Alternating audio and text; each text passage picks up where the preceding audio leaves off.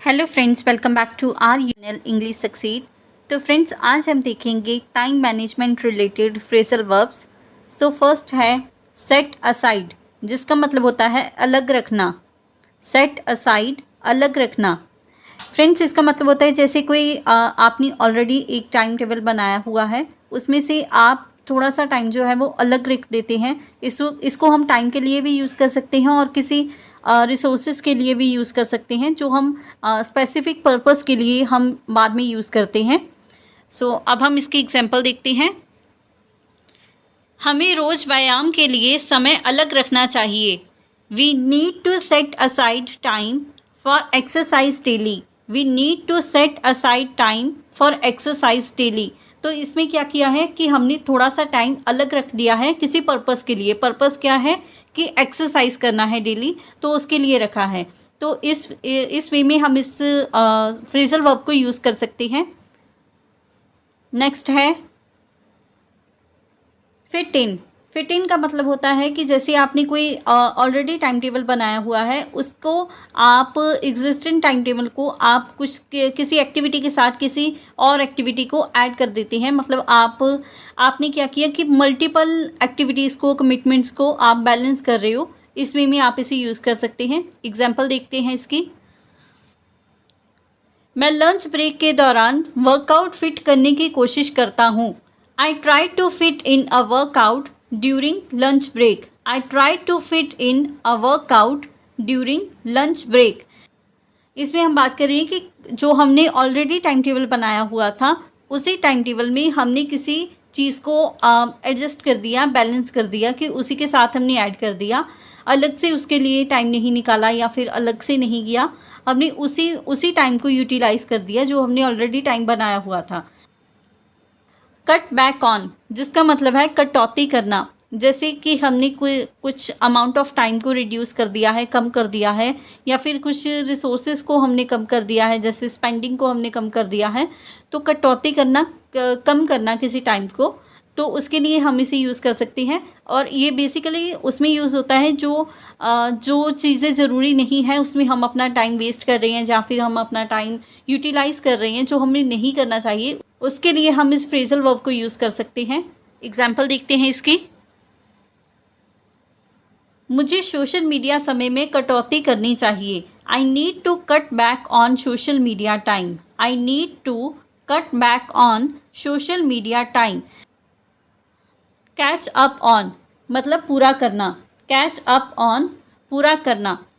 इसका मतलब है कि आपने टाइम स्पेंड करना है किसी टास्क को कंप्लीट करने के लिए, या फिर नॉलेज को गेन करने के लिए, जो आप मिस कर रहे थे प्रीवियस टाइम में, डिले कर रहे थे आप उस काम को पूरा करने के लिए। जैसे सोमवार से पहले सभी काम पूरे करें। Catch up on all task before Monday. Catch up on all task before Monday.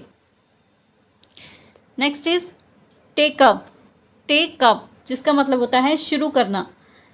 यहाँ पे हम किसी भी न्यू एक्टिविटी को स्टार्ट करने की बात कर रहे हैं कि आपके पास रिक्वायर्ड टाइम है, आपके पास टाइम है, तो आप किसी न्यू एक्टिविटी को स्टार्ट करने के बारे में सोच रही हैं, तो आप इस फ्रेजल वर्ब का यूज़ कर सकते हैं टाइम मैनेजमेंट के टाइम पर। जैसे मैं एक नई भाषा कोर्स शुरू करना चाहता हूँ। I want to take up a new language course. I want to take up a new language course.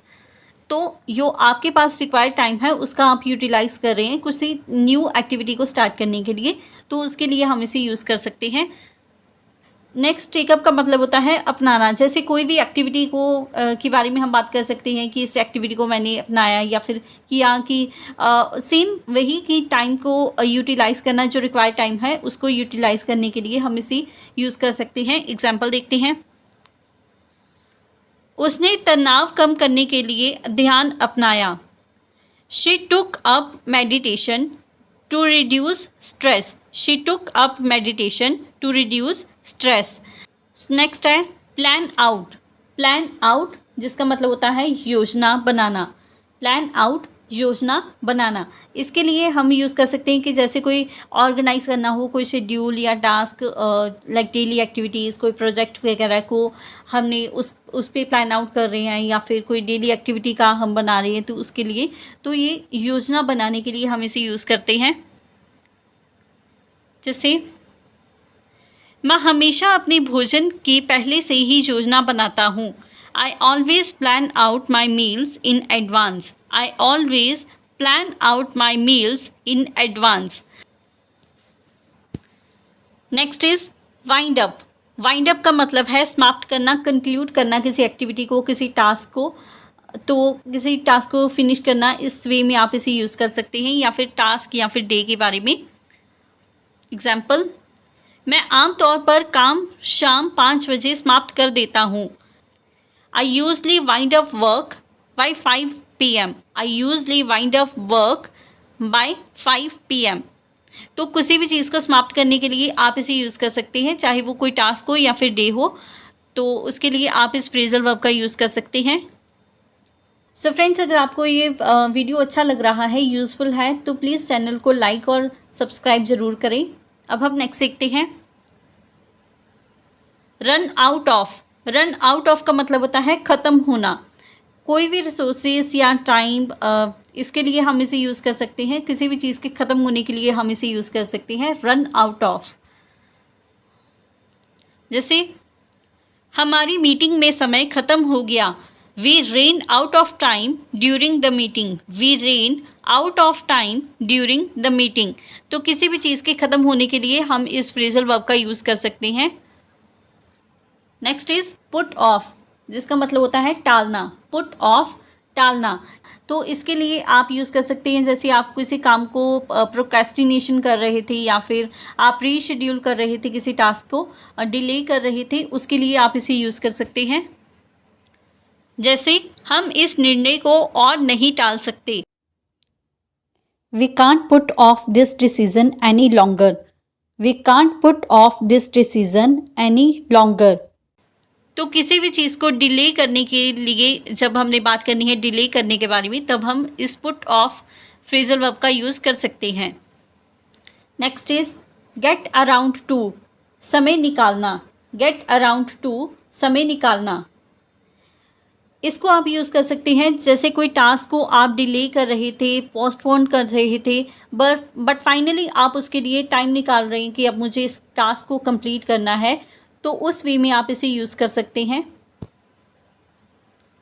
जैसे मैंने आखिरकार उस फिल्म को देखने के लिए समय निकाला।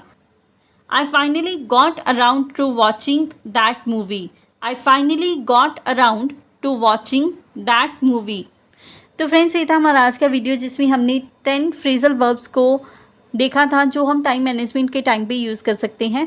सो आई होप फ्रेंड्स कि आपको ये वीडियो अच्छा लगा होगा। सो अगर आपको कोई भी डाउट है इसके रिलेटेड, तो आप कमेंट सेक्शन में बता सकते हैं, और आपको वीडियो कैसा लगा ये भी आप कमेंट सेक्शन में बता सकते हैं, और आपको नेक्स्ट किस टॉपिक पर वीडियो चाहिए वो भी आप बता सकते हैं। सो अगर आपको ये वीडियो अच्छा लगा है और तो वीडियो को लाइक और चैनल को सब्सक्राइब ज़रूर करें। Thank you everyone. Keep learning, keep growing. Thank you everyone.